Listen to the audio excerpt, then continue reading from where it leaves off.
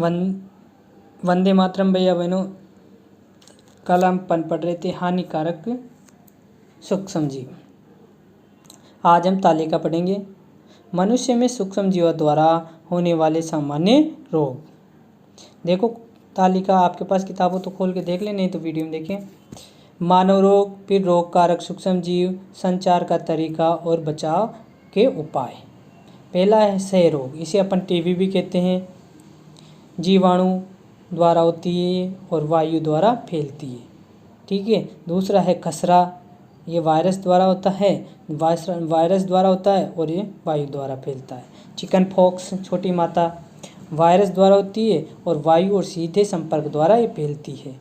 Polio virus द्वारा होता है और वायु और जल द्वारा ये फैलता है।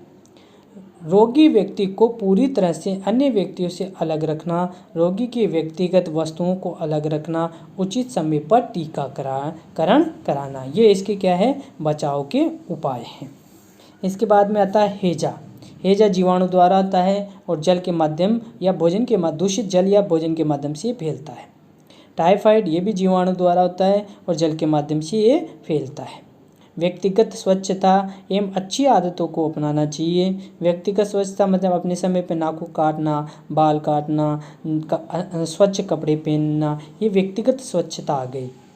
भली भांति पके भोजन, उबला पेय जल एवं टीकाकरण, ये इससे बचाव के उपाय हैं। हेपेटाइटिस वायरस द्वारा होता है और जल के माध्यम से फैलता है। उबलते हुए पेयजल का उपयोग व टीकाकरण, इसका यानी पानी को उबालकर छानकर ठंडा करके पीना चाहिए। मलेरिया, ये प्रोटोजोआजनक रोग है और किसी मच्छर के काटने से फैलता है। मच्छर भी कौन सा, मादा एनाफिलीज मच्छर, ये अपनी लार में प्लाज्मोडियम नामक जीवाणु स्रावित करता है, ये प्रोटोजोआ स्रावित करता है। ये प्रोटोजोआ हमारे शरीर में जाके मलेरिया रोग उत्पन्न कर देता है। मच्छरदानियों का प्रयोग करना, मच्छर भगाने वाले रसायनों का प्रयोग, कीटनाशक छिड़काव व मच्छर के प्रजनन रोकने के लिए जल को किसी भी स्थान पर एकत्रित न रहने देना, ये मलेरिया रोग से बचाव के उपाय हैं। इसके आगे भैया बहनों, मनुष्य में होने वाले कुछ सामान्य रोग, उनके फैलने तथा रोकने के कुछ उपाय तालिका 2.1 में दर्शाए गए हैं। अभी देखा अपने। अब आता है जंतुओं में रोग कारक जीवाणु। अनेक सूक्ष्म जीव केवल मनुष्य तथा पौधों में ही रोग के कारक नहीं है, वरन वे दूसरे जंतुओं में भी रोग उत्पन्न करते हैं। उदाहरण के लिए एंथ्रेक्स मनुष्य व मवेशियों में होने वाला भयानक रोग है, जो जीवाणु द्वारा होता है। गाय में खुर एवं मुंह का रोग वायरस द्वारा होता है, जिसे खुरपका या मुंह पका रोग भी कहते हैं।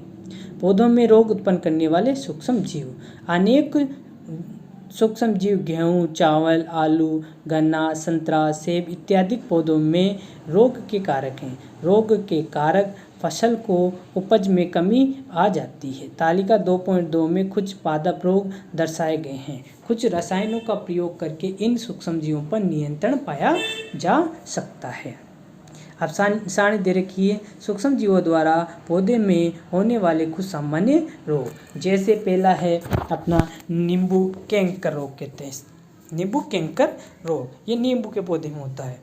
सूक्ष्म जीव जीवाणु है इसका और संचरण वायु।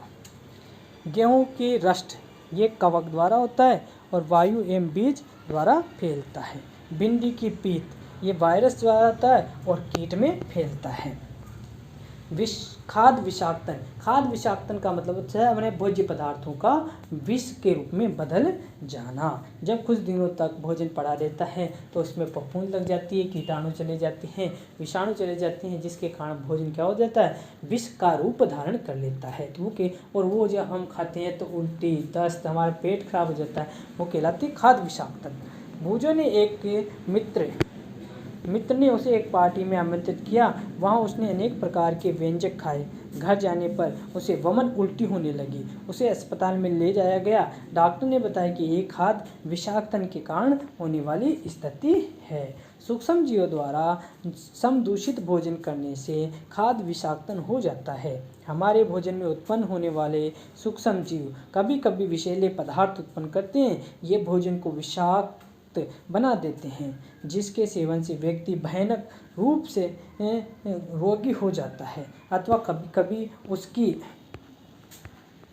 मृत्यु भी हो जाती है। अतः यह आवश्यक है कि हम भोजन को समदूषित होने से बचाएं, यानी दूषित होने से बचाएं। खाद्य परिरक्षण यानी खाद्य की सुरक्षा। परिरक्षण का मतलब होता है सुरक्षा।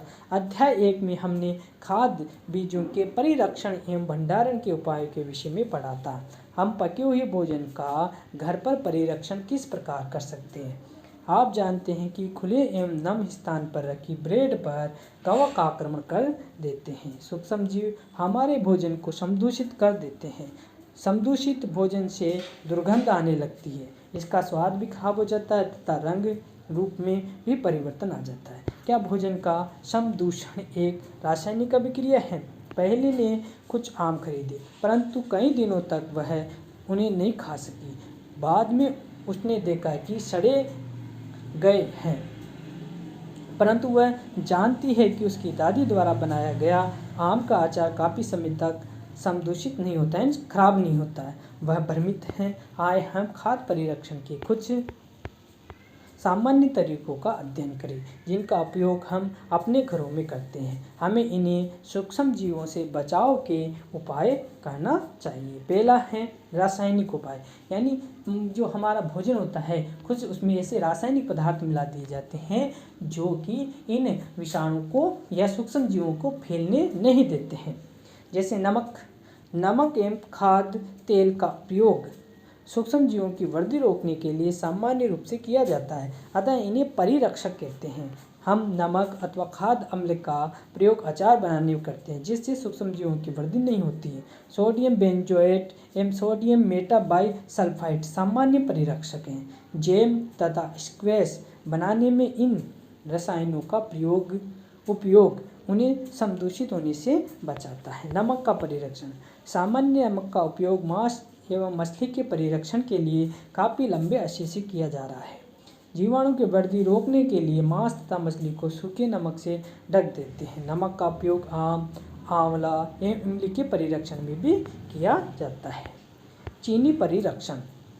जैम, जेली, स्क्वैश का परिरक्षण चीनी द्वारा किया जाता है।